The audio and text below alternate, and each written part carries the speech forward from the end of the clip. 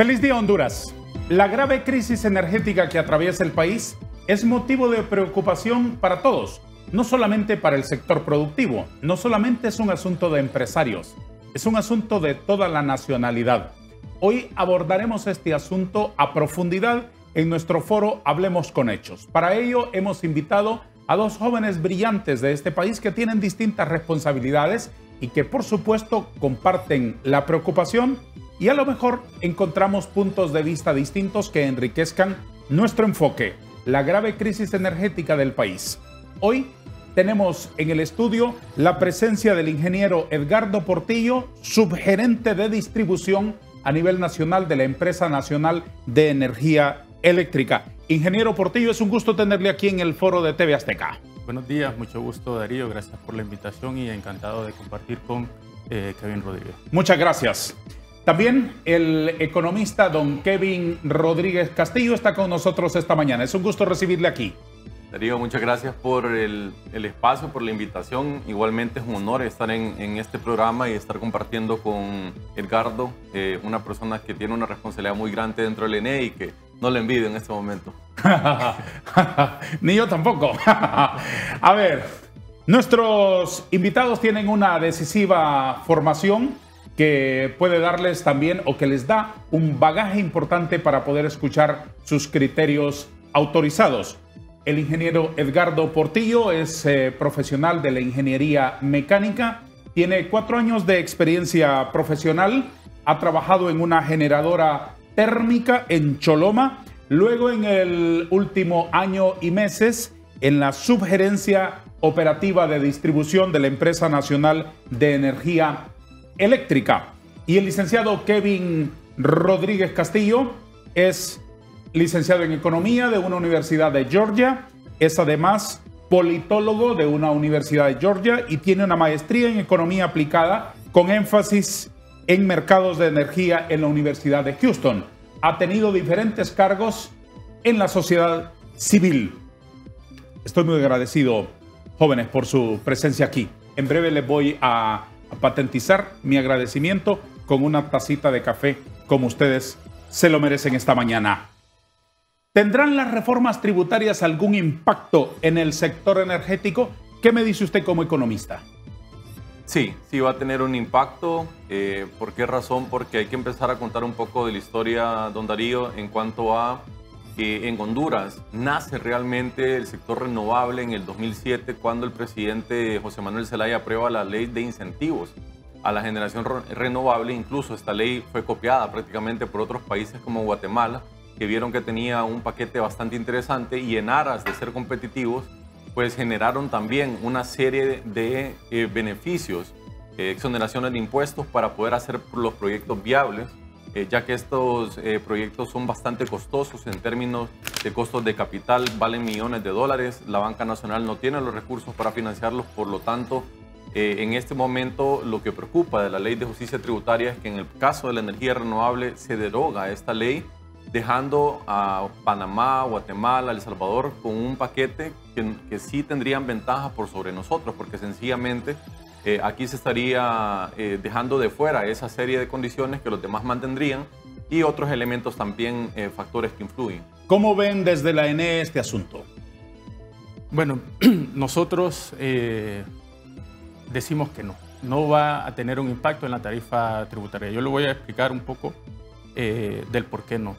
En primer lugar, los contratos que tienen las empresas generadoras ahorita con el Estado, que son las empresas que generan con búnker y generan con diésel, estas empresas ya tienen amarrado su contrato, ya tienen su PPA con el Estado, ¿no?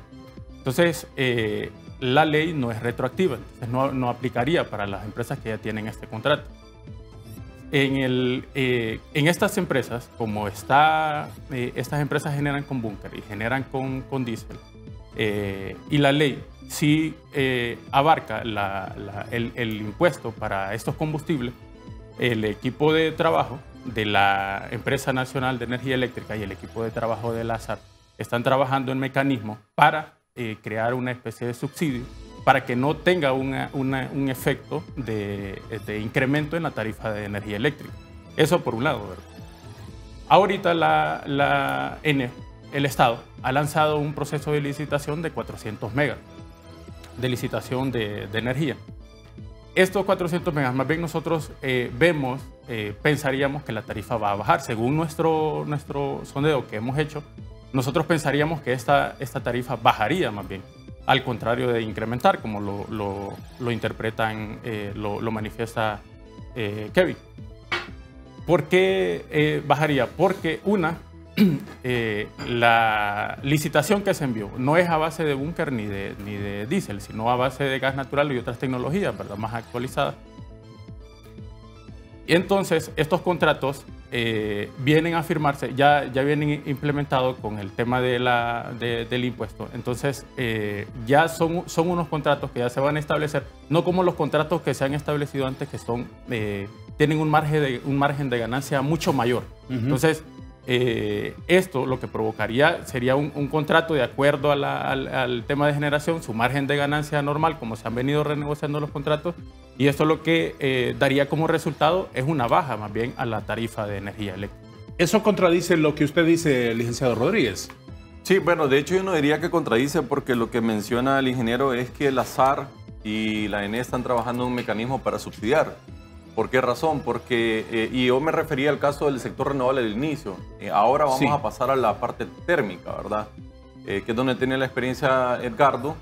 En Honduras existe un impuesto que no se ha cobrado, ha estado exonerado por varios años, no solo en Honduras, sino que en Centroamérica. Nosotros somos parte de un tratado centroamericano que todos los países y todos los entes especializados han identificado que tendría un impacto cobrar impuesto al combustible, porque si uno le pone impuesto al frijol y a la mantequilla, la baleada sube de precio. Si uno le pone impuesto a la leche, sube de precio el quesillo, el queso.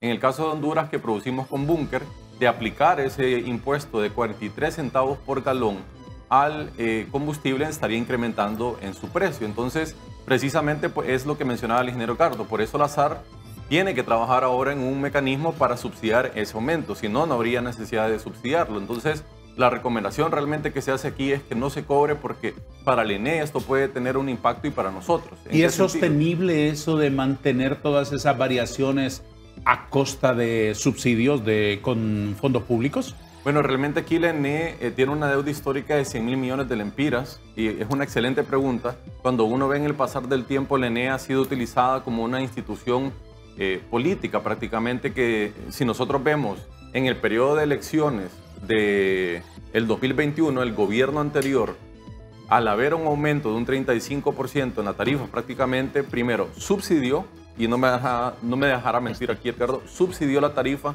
y luego la congeló, y estábamos en elecciones, y en aquel momento yo lo decía, porque se preguntaba ¿por qué lo está haciendo el gobierno? Por un tema político, porque no quieren realmente tener una mala imagen, por lo tanto están politizando este tema.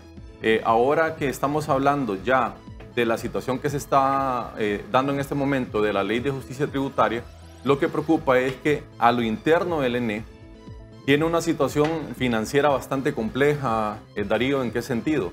Es como que nosotros tengamos un salón de belleza, un car wash y una venta de pollos, todos con una misma caja chica. Uno no sabe cuál es el que le está vendiendo, cuál es el que tiene pérdidas, cuál es el que está gastando más. Y en el caso del ENE, cuando uno entra a los estados financieros, es una sola caja.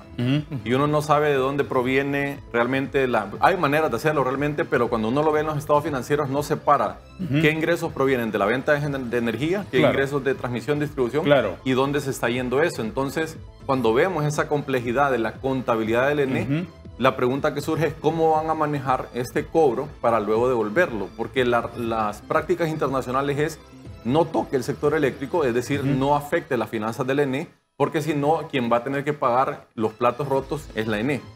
Entre el car wash, el salón de belleza y la venta de pollos, ¿con cuál se quedaría usted? El car wash. ¿Cuál nos deja a nosotros? Pues entonces yo agarraría el salón de belleza, porque si yo tomo el de vender pollo, lo llevo al fracaso. ¿Sabe por qué tomo el car wash? Porque el car wash no depende de la luz, y el salón de belleza y el de pollos. Pero depende de otro recurso tremendamente valioso. Así. De momento, para no hablar de pollo, hay una tacita de café para ustedes. Una con azúcar y la otra sin azúcar. Los inversionistas cuentan con incentivos para invertir en el sector energético en Honduras, ingeniero Portillo. Cuentan con incentivos para invertir. Actualmente los contratos que hay y las exoneraciones que tengan son parte de los incentivos. Las exoneraciones que hay actualmente para los generadores de energía son parte de los incentivos que tiene el Estado hondureño para los generadores. ¿Esos contratos cuánto tiempo tienen de vigencia de aquí en adelante? Esos contratos, bueno, los contratos que se hacen, que se firman en el Estado, que firmaron, son alrededor de entre 20 y 30 años. O sea, nosotros estimaríamos que los contratos que fueron firmados, por ejemplo, en los 2000, ahorita en el 2010, que tengan unos 25 años de vigencia, probablemente estemos hablando de que finalizan su contrato el 2035, por ahí. Sin embargo, hay unos contratos de generación térmica a base de búnker. Si no estoy equivocado, ahorita en el 2026 finaliza el contrato con una de las generadoras a base de ¿Cómo se va a sustituir eso? Eso es parte del problema que se venía planteando y es por eso que se lanza una licitación de ¿Llegará a tiempo? Si no está a tiempo. Nosotros esperamos que sí, porque las tecnologías que han ofertado son a base de gas natural. Entonces ellos tardarían entre año y medio a 2 años y medio, para estar listos, para comenzar a generar. Si no está, entonces nosotros tendríamos la obligación de comprar en el mercado regional. Ahora bien, en términos porcentuales, explíquenos, ingeniero Portillo, ¿de dónde son las fuentes de generación de energía que ahora está usando Honduras en general a través de la ENE? El mayor porcentaje ahorita, tengo entendido, es de la generación hidráulica, de la hidroeléctrica, perdón. De la generación hidroeléctrica, parte de esa generación, un porcentaje grande también son de las tecnologías, de la tecnología solar, tecnología eólica, y un gran porcentaje también es de la energía térmica. ¿Esto va disminuyendo? La intención es que disminuya. La intención de lanzar esta licitación... La intención es una cosa, pero en la vida real, ¿van viendo ustedes que eso va cambiando? La proyección que hacemos nosotros, una vez que se concrete la contratación que tenemos ahorita, de la licitación que se ha lanzado, veríamos una baja en dejar de generar por combustible de estas empresas fósiles que utilizan combustible fósil, ¿sí? Y generar más con tecnología más actualizada que contamina menos. Por supuesto. ¿Es un buen negocio producir energía de fuentes renovables en Honduras, licenciado Rodríguez? Si las condiciones se dan, pensaría que sí. Me gustaría abordar un poco las preguntas que usted hacía también en este momento, porque a mí me gustaría separar el impacto de las empresas y el impacto nuestro como población hondureña, porque muchos de estos contratos renovables, su beneficio termina en 2025, es decir, en 2 años. Sí. Es decir que de 2020, bueno, del año 11 de la operación de la planta ya pagan impuestos. Eso ya están todos los impuestos. Estos beneficios son temporales, los que están eliminando nunca han sido permanentes, y ahí hay una confusión. Mi preocupación puntual viene de 2 vías, que cuando se elimina esa ley de incentivos que atraía esa inversión, dificulta que pueda haber más inversión renovable en el país y dificulta los planes de gobierno de poder hacer una matriz mucho más renovable. Y por otro lado es que el tema del cobro de un impuesto al búnker, como hablábamos anteriormente, lo que preocupa aquí es el impacto que pueda tener en nosotros, a pesar de que la SAR tenga que subsidiarlo. Porque lo decía el director de la SAR, nosotros lo vamos a cobrar y lo vamos a devolver. Me parece que lo más eficiente es simplemente no cobrarlo, porque si se identifica que puede haber un incremento que nos impacte a nosotros o que impacte a la industria o a la misma ENE, sería mejor simplemente ahorrarnos ese problema. Por otro lado, en cuanto a la generación renovable y térmica, en Honduras, gracias a la ley de incentivos que se aprobó en el periodo del presidente Mel Zelaya, pasamos de producir solo 30% con renovables, 70% térmico en el 2006, al 2022 estábamos produciendo 60% renovable, es decir, logramos cambiar la matriz. Pero cuando vemos del 2017 para acá, hemos visto cómo la generación térmica ha ido ganando terreno, es decir, ha ido generando más. ¿Cuál es la ventaja en la generación térmica? Por decir algo, cuando usted instala una planta solar, tiene su tope. Una planta térmica usted le dice produzca más y produce más. Ricardo conoce que muchas de estas plantas que están en la zona norte, zona sur, están produciendo un 70, 60%. Podrían generar aún más. Puede estar continuamente expandiendo su capacidad de producción, Es más a diferencia fácil. de otras. Correcto. Y el tema aquí que preocupa, desde el punto de vista, el gas natural proviene también de la exploración petrolera. Los pozos de gas natural en ocasiones se sacan meramente gas natural, pero muchas veces cuando uno está explorando petróleo, el gas natural sale primero. Casi siempre el petróleo está abajo porque es mucho más denso. Entonces en esa exploración siempre vienen juntos. Por eso el gas natural tiene una volatilidad bien alta, al igual que el petróleo. Es más, es bien interesante, don Darío, que en el 2007 se rompió esa brecha y lo pudimos ver en la guerra de la invasión de Rusia a Ucrania. En Europa, que depende gran parte de su generación con gas natural, precios de $300 o $3 el kilovatio hora. Nosotros aquí pagamos aproximadamente 20 centavos. En Europa era $3 el kilovatio hora. Entonces, ¿por qué? Por esa volatilidad. ¿Y qué otro efecto se dio? Como Rusia era el que estaba proveyendo al resto de Europa con un 70-80% de gas natural, con las sanciones que le aplican, ahora Estados Unidos le tiene que exportar a Europa. ¿Qué mercados son los que exporta Estados Unidos? Europa y Asia. Y ahí es donde nosotros vamos a competir. Y la preocupación y la recomendación a las autoridades es que Honduras tiene un potencial grandísimo en hidroeléctricas, en solar, eólica, y que sea complementario. Es decir, no dirigir una licitación solo a gas natural, porque vamos a seguir importándolo. Eso se va a mantener. Se va a mantener la fuga de divisas, el debilitamiento de la moneda hondureña, de la volatilidad. Ahora va a ser una mezcla de la volátil, que es el búnker, y lo volátil, que es el gas natural, en nuestra combinación de la tarifa eléctrica. Y ahí es donde realmente viene esa recomendación, que sea complementaria junto con los proyectos renovables, Jicatuyo, Llanitos, por mencionar algunos. Pero si nos vamos solo a lo de gas natural, realmente ahí generaría en un futuro que sigamos dependiendo de esta importación de combustible. En lo que ustedes tienen estimado contratar de gas natural, ¿de qué suministro estamos hablando? La licitación está hecha por 400 megas. 400. 400 megas. ¿Y en qué términos económicos? Pero es necesario aclarar, no solamente, o sea, la mayoría de oferentes que se han acercado al ENE, la mayoría son de gas natural. Sí. ¿no? Hay la licitación es abierta. Nosotros no es que no establecen una sola fuente. Correcto, no establecemos una sola fuente. Nosotros Sí. no dirigimos a que solamente se genere en este caso, con gas natural. ¿Y los otros oferentes de dónde vienen? Son de energías renovables, por ejemplo, proyectos eólicos y proyectos solares. Lo que pasa con esta generación, nosotros quisiéramos que toda la energía fuera renovable en el país. A ese camino es que nos conducimos, ¿no?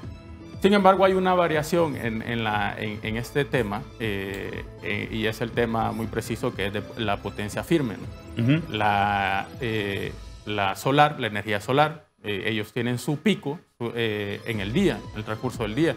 Sin embargo, en la noche no dejan de generar porque no tienen Desde luego. su fuente. Desde luego. La solar es igual, varía, tiene sus variaciones, ¿no? Entonces, ese es un problema que nosotros tenemos con el tema de la potencia firme y la generación renovable. Con el tema de la hidroeléctrica, bueno, nosotros tenemos proyectos, como lo mencionaba Kevin, los proyectos de Jicatuyo y los Llanitos, que estamos en procesos de construcción también. Luego me explica en qué situación están. Vamos a darle la palabra a nuestros anunciantes. Por 2 minutos nos separamos nada más.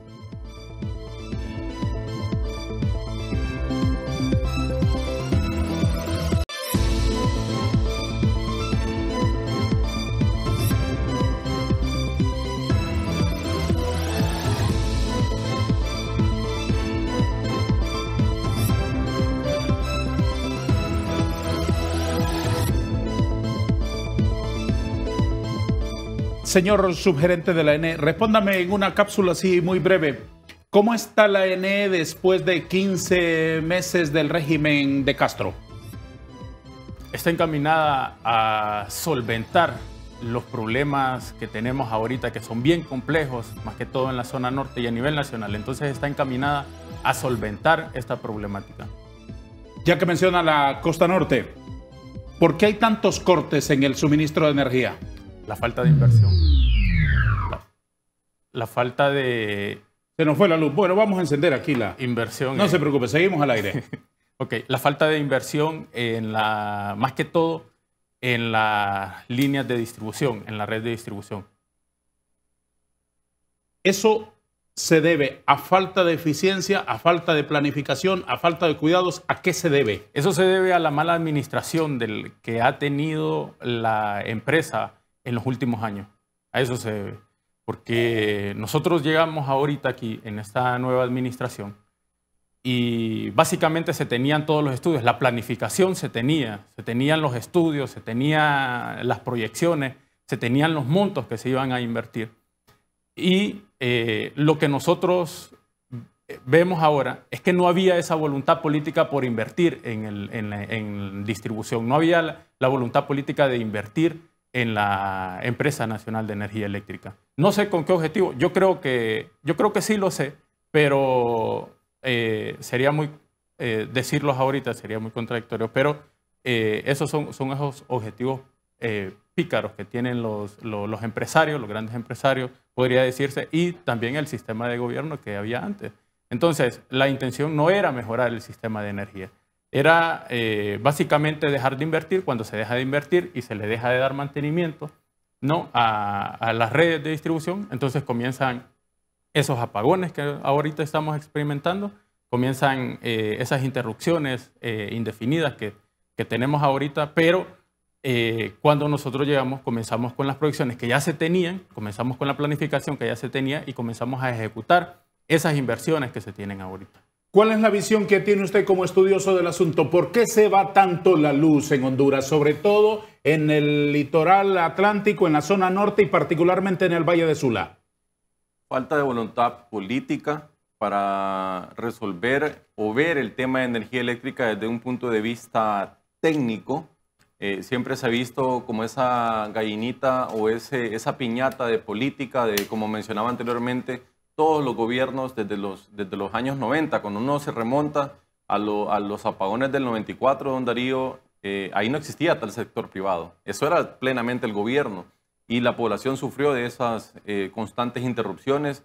Pasaron diferentes gobiernos y nunca hubo una verdadera recuperación de la estatal, que nosotros estamos pasando factura ahora, pero realmente aquí el impacto económico es severo en la economía nacional, entre 10 a 20 millones de lempiras diariamente.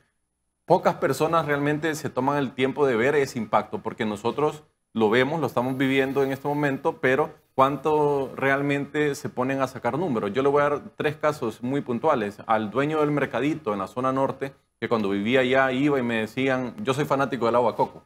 Entonces siempre iba a buscar agua de coco, que no en todos lados lo venden en bote, y me decían, mire, se arruinó porque nos tienen 3 horas sin luz.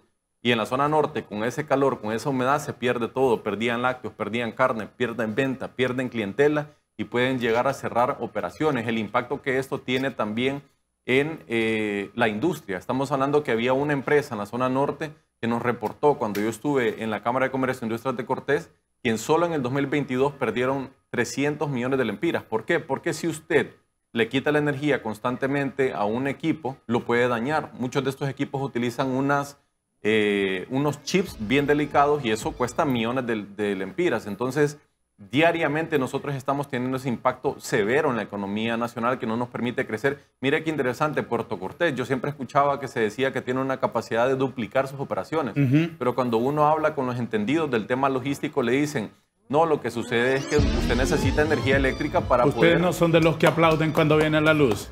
No, la verdad es que sí. Hay que aplaudir cuando viene la luz. Uno gritaba cuando ya vino la luz y celebraba y todo lo demás.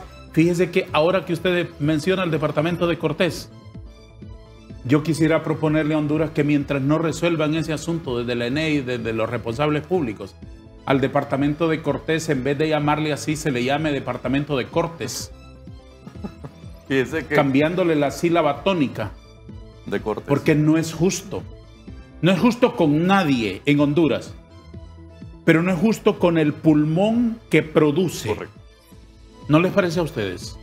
¿Qué No interpretación tiene usted? No es justo y realmente es bastante doloroso ver, bueno... Mira, aquí en la el tenemos área, encendida en el área donde estoy, por si se vuelve a ir. Sí, perfecto. En el área donde estoy, nosotros sentimos a flor de piel estos problemas con la comunidad. Nosotros nos pasan llamando infinidad de veces en el día, que se fue la luz en Taladro. Y no solamente en Cortés, en el litoral atlántico, usted lo menciona, y a nivel nacional. Sí. Pero es ese tema que le comento, ¿no? Nosotros hablamos con ellos, les decimos, les hemos hecho saber en reiteradas ocasiones a ellos cuál es el procedimiento que se está haciendo para mejorar ya me lo explica la solución, porque eso es fundamental. Pero, ¿qué respuesta tiene la estatal eléctrica para los habitantes del departamento de Cortés, de Atlántida, de Lloro, de Santa Bárbara, de la zona noroccidental, como le llaman ustedes, ante esa penumbra casi permanente en la que se mantienen? Nosotros ahorita, como primero, ¿por qué ocurre? ¿Por qué ocurre? Sí, ocurre, le mencionaba, ocurre por la falta de inversión, ¿no? Son varios factores que nos llevan a estos cortes interrumpidos de energía. Varios factores, entre ellos está que una subestación, que falle en líneas de transmisión. Y otro de los factores que son muy comunes ahorita, que es el tema de cómo se ha incrementado el calor en la zona noroccidental, en la zona norte. Hay más demanda. Hay más demanda de energía. Entonces, esto nos lleva a... Nosotros vemos el problema de esta manera. En la red de distribución están los transformadores de media tensión, ¿no? Esos transformadores de media tensión son de diferente capacidad. Tenemos transformadores de 25 kVA, de 50 kVA, de 75 kVA. Entonces, en ese transformador se conectan varias personas, ¿no? Sí. Ese ya está establecido para cuánta demanda tiene que ir. Una capacidad limitada, digamos. Correcto. Entonces, el problema que hemos experimentado estos últimos días, estas últimas semanas, es el siguiente. Nosotros vemos ese problema ahí cuando se presentan estas altas temperaturas. Entonces, la gente comienza a demandar más, enciende sus aires, enciende sus abanicos, enciende todo. Entonces, la demanda sube. La poca inversión que se ha hecho en la red de distribución nos lleva a que todavía están los transformadores de 25 que se colocaron desde hace mucho tiempo. Y ese transformador tiende a fallar cuando su demanda es máxima, de la capacidad que él puede dar es mayor que de la capacidad que ellos pueden dar. Entonces esto lleva a generar un cortocircuito en el transformador, falla y se queda esa comunidad, se queda toda esa aldea, toda esa área que cubre ese transformador sin energía. Entonces están los fusibles. Puede fallar un fusible, puede fallar un ramal. Las fallas más críticas para nosotros son las fallas que ocurren en transmisión, porque desde esa falla que ocurre en transmisión, depende toda una sí. serie de comunidades. Entonces esa es la que hay que prestarle mayor atención y es a la que nosotros, o los técnicos que están en campo, nosotros les exigimos que se les preste mayor atención para poder reestructurar nuevamente el servicio, ¿no? Y con eso hay que darse prisa porque entendemos la necesidad del cliente, entendemos, no podemos estar con estos plazos tan largos sin energía en la zona norte, en una zona, como lo menciona usted, tan productiva para el país. Por supuesto. Y no solamente para la producción, porque no solamente hay que escuchar la queja de las empresas, de la gran empresa, del que produce para exportar, del que tiene compromisos de horario para exportar por sus contratos, etcétera. Es también la vida diaria, es también la calidad de vida de los ciudadanos, son también los hospitales, son también los medios de comunicación. Claro que sí. Le voy a comentar y voy a hacer la aclaración. En el tema de los hospitales, por ejemplo, nosotros tenemos un cuidado bastante crítico. La empresa de energía eléctrica tiene un cuidado bastante crítico, que esos hospitales quedan en un circuito donde por lo general no fallan. Entonces los dejamos conectados a ese circuito y si ese circuito falla, es el primero que se le atiende. Estas clínicas que están ahí, las clínicas privadas y hospitales que dependen y están conectadas a ese circuito.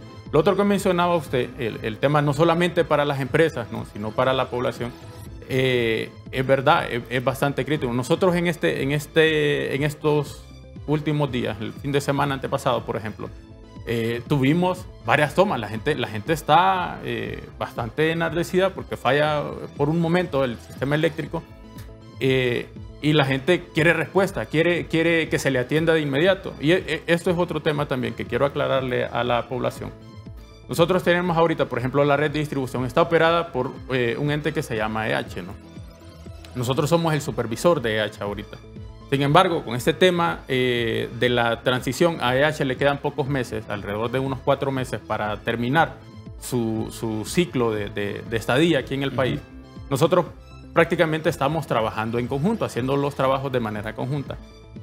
La gente se molesta porque falla un transformador, se cae un poste, que es lo que le digo, los transformadores, postes, crucetes y todo eso, esas fallas dependen de la falta de inversión y la falta de mantenimiento que se le ha estado dando. EH es una empresa mercantil. EH, primero, es una empresa privada, ¿no? Lo que busca una empresa privada son sus ganancias. Luego está el servicio de la población. Entonces ahorita, en este poco tiempo que les queda a ellos, lo que hemos podido observar nosotros es que están limitados en su stock de repuestos que tienen, su stock de materiales que tienen. Para que no sobre nada a la hora de hacer maletas. Para que no sobre nada a la hora de hacer maletas. De acuerdo. Entonces, esta gente, eso impide que se atienda de inmediato o que se atienda en el menor tiempo posible, ¿no? De por sí ya la gente tiene una perspectiva de EH que no le importa mucho el tema de que cuando se va la energía o falla un transformador, atenderlo de inmediato. Entonces con esto se incrementa el doble más bien, porque ellos tienen que hacer sus gestiones para comprar estos equipos. Lo entiendo. Y una vez que hacen las compras de estos equipos, trasladan a cada rincón del país, y eso tarda hasta 3, 4 días. Y es entendible el tema de la población. Entonces, en esos trabajos que hemos ido realizando en conjunto, nosotros tenemos ya las cuadrillas nuestras, las cuadrillas que son propias, los técnicos que tenemos nosotros, disponibles para ir a atender cualquier incidente y prestarle el mejor de los servicios, resolverle en el menor tiempo posible a la población. Don Kevin, ¿qué tipo de daño y de qué dimensiones es el daño de estas deficiencias en el suministro de energía para el sector productivo del país? Sí, es un daño severo realmente y que viene de ya hace algún tiempo. Estamos hablando que en Honduras no es nuevo que se estén dando interrupciones, lo que es nuevo es tal vez el abordaje de decir que no se está dando por razones de déficit. Le voy a hacer una analogía muy sencilla. Si la demanda de frijoles crece 5% cada año, uno lo que hace es cosechar más tierra, pero tiene que construir las carreteras para sacar esa producción y llevarlo a los centros de distribución. Otro ejemplo, aquí en la capital, que nosotros sufrimos del problema del agua.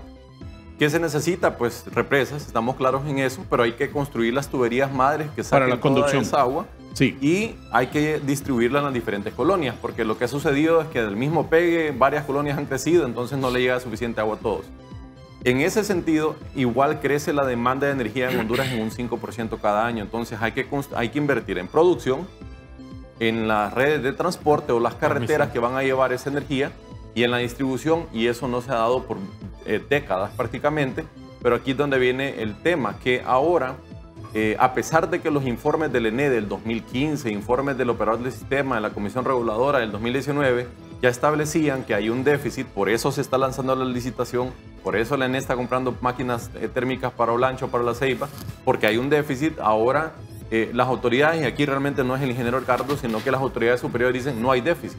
Y aquí es donde desconcierta, porque el impacto a la economía nacional es fuerte. Usted decía de cuánto es. Le mencionaba Puerto Cortés, porque imagínese usted, población hondureña que nos ve, que Guatemala y El Salvador se reúnen los presidentes para hablar cómo competir con Puerto Cortés. Y Puerto Cortés, nosotros decimos, tiene un potencial de duplicar sus operaciones. Pero cuando uno habla con esos entendidos, le dicen, necesitamos energía eléctrica, porque esas grúas que cargan y descargan las embarcaciones de contenedores no es con el aire que se mueven. Exactamente. Entonces, sí, en Puerto Cortés no hay capacidad ni para un bombillo. En San Pedro Sula hay muchas construcciones que no tienen energía, no se les puede garantizar el suministro eléctrico, por lo tanto no continúan. En el caso donde yo viví, cada sábado de por medio nos quitaban la luz de 7 de la mañana a 4 de la tarde, si es que se cumplía el periodo. Y ahí es donde aproveché a hacer turismo interno, porque para estar sin energía eléctrica con ese calor era bastante complicado. Pero aquí es donde viene, realmente es una reflexión más que todo, que cuando uno está en la casa y le falla el internet, uno puede elegir a otro proveedor. Si dice, no, este internet no me está supliendo. Si la empresa de cable, usted quiere ver la Champions o algo y no lo pasa, usted dice, voy a buscar otra empresa de cable. Hay una diversidad. En el tema de energía eléctrica, solo tenemos al ENE, a diferencia de otros países como Guatemala, como El Salvador, y aquí no es un tema de debilitar a la Empresa Nacional de Energía Eléctrica. Más bien, imagínese usted qué interesante. Si usted tiene el día de mañana una empresa que viene a Honduras y dice, yo me quiero instalar aquí porque tengo cerca el puerto, quiero exportar a Estados Unidos, sí, pero no hay energía eléctrica, y una industria vecina le puede vender, podrían perfectamente venderle, no se desaprovecha esa inversión y por usar las líneas del ENE se paga un peaje. Y el ENE gana la industria y gana el país. En el caso nuestro como ciudadanos, si al poner paneles solares, en este momento el único que nos puede comprar esa energía es el ENE. Es un monopsonio en términos económicos, es decir, un comprador único. Entonces, ¿qué pasaría si realmente nosotros potenciáramos el tema de los paneles solares, especialmente en la zona norte? Si uno entra a internet en Google, parece una alfombra solar, San Pedro Sula, tantos paneles, pero aún así no se resuelve el problema. Entonces, ¿qué pasaría si yo pongo un panel y a la par tengo un centro comercial?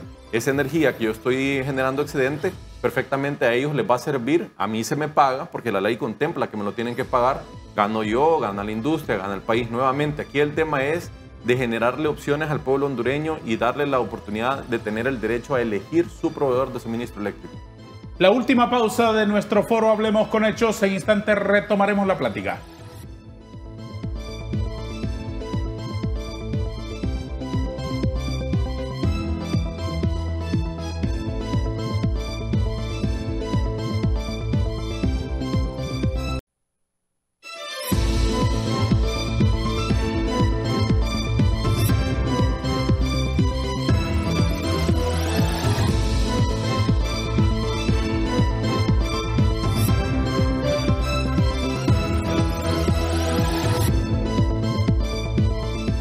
Subgerente de distribución de la ENE, ¿ustedes están listos para asumir todas esas responsabilidades que por ahora tiene EEH y que en agosto pasan a sus manos? Claro que sí.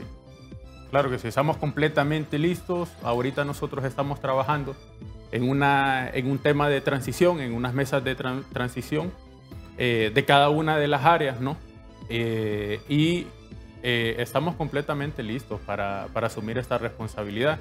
Nosotros entendemos o creemos que se mejoraría el servicio de atención a las incidencias que se puedan presentar, mejoraría el servicio de suministro eléctrico porque ya se comenzaría con un mantenimiento de la red de distribución, con una limpieza de brecha con fecha, ¿no?, para realizarlo, y eso vendría a mejorar porque ahorita el fenómeno que nosotros tenemos es el siguiente. Nosotros estamos en época de verano. Es donde se tiene que aprovechar a hacer estos mantenimientos de brecha en la red de distribución. Sin embargo, hay problemas, limitaciones de personal técnico con la empresa que está actualmente y realizan muy poco este mantenimiento, ¿no? Entonces, nosotros tenemos plenamente identificado el incremento de personal que se tiene que hacer, el incremento de los materiales que se tienen que comprar ya para un mantenimiento de un mejor servicio. También tenemos mejoraríamos, porque nosotros ahorita en los procesos de licitación que se lanzaron, y esto es público ya, se lanzó un proceso de licitación de materiales eléctricos, del stock de materiales que necesitamos tener. Como le mencionaba, nosotros, como no somos una empresa privada, somos una empresa estatal, nuestro primer objetivo es el servicio del abonado, ¿no?, del cliente. Naturalmente. Entonces, nosotros sí tenemos un stock de materiales, sí tenemos que tener, debemos tener. Entonces, esas compras para asumir todo eso ya se han hecho en tiempo y forma para que esos materiales estén listos al momento de que nosotros asumamos la responsabilidad del mantenimiento y la operación de la red. Entonces, tenemos plenamente identificado los problemas que presenta actualmente EEH, plenamente identificadas las soluciones que nosotros debemos dar y únicamente estamos en este proceso de transición que nosotros esperamos que se dé ahorita el 18 de agosto. Así lo percibí y eso genera ciertamente esperanzas, que esté lista la empresa para asumir no solamente eso, sino la gran transformación a la que están llamados ahora. Y las esperanzas empezaron a surgir aquí, por lo menos entre nosotros, cuando el ingeniero Eric Tejada, gerente general de la ENE, nos lo planteó aquí hace algunas semanas. Yo tengo un gran concepto de él y de la inteligencia que tiene ese señor y obviamente de la visión que tengan para resolver el problema a largo plazo. Y sobre eso quiero preguntarles, ¿cuáles son las soluciones a largo plazo? Porque esto que ahora está planteando él han sido como estar en una sala de emergencia de un hospital, atendiendo la crisis inmediata, que ocurre una incidencia, como le llama usted, y que reclaman los ciudadanos con toda la razón del mundo, y ustedes lo resuelven. Luego se vuelve a presentar, luego se vuelve a presentar. esa crisis estructural, ¿cómo debe enfrentarla la ENE, licenciado Rodríguez? Bueno, realmente pensaría que si identificamos que el problema, y creo que todos concordamos aquí, ha sido la politización del tema de energía eléctrica, hay que sacarlo político. Yo confío plenamente aquí en el ingeniero Edgardo y realmente lo que siempre se pidió, incluso en gobiernos anteriores, se le exigía al anterior gobierno que el ENE se tenía que profesionalizar, tecnificar, que las decisiones fueran por criterios técnicos, políticos, no ideológicos, y dejar que las personas que conocen tomen las decisiones, porque históricamente el ENE, el tema de pérdidas, por ejemplo, que es donde está aplazado todavía la estatal y por mucho tiempo, antes de la llegada de EH y aún con EH, era, y los exgerentes lo han dicho, que identificaban a una persona que estaba hurtando energía eléctrica de muchos recursos, pero tal vez era un político influyente o una persona importante, no le pasaba la nada. energía eléctrica, llamaba al presidente y le decía, a él no me lo toques, multiplíquelo a nivel nacional. Eso es la injerencia política. Entonces hay que sacar la política del tema de energía eléctrica y que se mantenga por criterios técnicos, pero aquí es clave la planificación. Muchos de esos planes que se están ejecutando hoy en día se lograron trabajar con mucho esfuerzo. Cuando yo estaba directamente en el sector eléctrico, también formé parte de la Comisión Reguladora de Energía Eléctrica por un tiempo. Trabajamos en los planes de expansión de transmisión, de generación, en muchos elementos para que solamente tocara poner el dinero. Por ejemplo, hay un préstamo del BID que se obtuvo en el 2018, pero ¿por qué nunca se ejecutó? Porque el BID no le va a prestar dinero si usted no tiene dónde lo va a invertir. Entonces dijo el BID, haga los planes de transmisión, lo que mencionaba aquí el ingeniero, dónde en Honduras necesita usted poner transformadores, dónde necesita usted repotenciar. Se hizo ese trabajo y por eso quedaron esos planes ahí y hay que reconocerlo. Es un trabajo que viene de mucho tiempo y lo que se le reconoció aquí al ministro Eric Tejada fue precisamente cuando yo vi esa noticia de que estaban avanzando con los fondos del BID, yo públicamente le felicito por continuarlo, porque el problema de energía eléctrica también ha sido que cada gobierno que llega hace borrón y cuenta nueva. Y las inversiones que se hacen en este sector, no me dejará mentir aquí el ingeniero Portillo, es que usted planifica hoy y esas inversiones se van a ver en 3, 5, 10 años. Y Catullo y Genitos puede tomar 10 años. El tema de transmisión puede tomar 3, 5 años. Entonces, no hay que estar jugando con eso, hay que respetar la planificación. Ya hay una planificación de generación, de transmisión, hay que estarla actualizando, pero hay que ejecutarla. Y aquí esto aplica tanto para este gobierno como los que vengan, así como el anterior lo decía, dejen a los técnicos que conocen, que sean ellos los que se empoderen y tomen las decisiones. Quite lo político, porque si uno medio hace una observación, ya entra el ataque político y eso realmente contamina este tipo de debates. Desnaturaliza totalmente. Bueno, señores, ¿y las represas del Valle de Sula? Se está trabajando en la socialización del proyecto. Ahorita tengo entendido. ¿Cuál proyecto? El tablón, básicamente. ¿En qué punto está? Mire, ahorita de lo que tengo conocimiento, el ministro tiene conformada una mesa de trabajo, se está encargando él personalmente, porque la presidenta le asignó a él precisamente la tarea de desarrollar ese proyecto. Fue aquella vez cuando preguntó por Eric, que dijo, ¿qué se me hizo Eric? ¿Dónde está Eric? ¿Esa vez fue? Esa vez fue. Entonces, ella preguntaba por Eric porque es el encargado del sistema eléctrico, ¿no? Es el encargado de la construcción. Entonces, Eric es el que se está encargando de manera personal.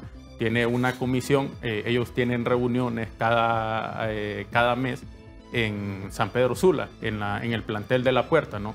Entonces, ¿qué pasos se han dado ya? Tengo entendido que ellos ya están socializando con la población, porque hay un tema ahí bastante delicado, bastante sensible con este tema de la construcción, ¿no? La gente tiene un concepto erróneo al momento de que se va a construir una hidroeléctrica. Sin embargo, una hidroeléctrica es parte de la energía más limpia que se puede generar. ¿Se refiere a lo de la represa? Lo de la represa, correcto. Entonces, esos son los pasos que se han ido dando, la socialización con la población hasta el momento. Pero sí ha avanzado un proyecto. Como le digo, el ministro le está trabajando ese tema de manera personal y quizá algunos avances que ha tenido concretos se me escapan ahorita, por eso no le pudiera contestar. Pero es de confiar, porque ese señor me parece a mí muy inteligente y yo tengo un gran concepto de él. Ojalá que camine, porque sobre esos asuntos, bueno, ustedes están mucho más jóvenes que yo. pero sobre esos asuntos venimos hablando y venimos escuchando desde hace años y gobierno tras gobierno, y el asunto es resolverlo. Correcto. Si me permite... Solo tenemos un minuto nada más. Perdóneme por la limitación del tiempo, pero... quisiera, porque aclarar un poco, informar también a la población, Venegas, la solución que nosotros estamos dando ahorita. Kevin mencionaba algo muy importante, el tema de los proyectos del BID. Es verdad, esos proyectos se firmaron y se están ejecutando ahorita.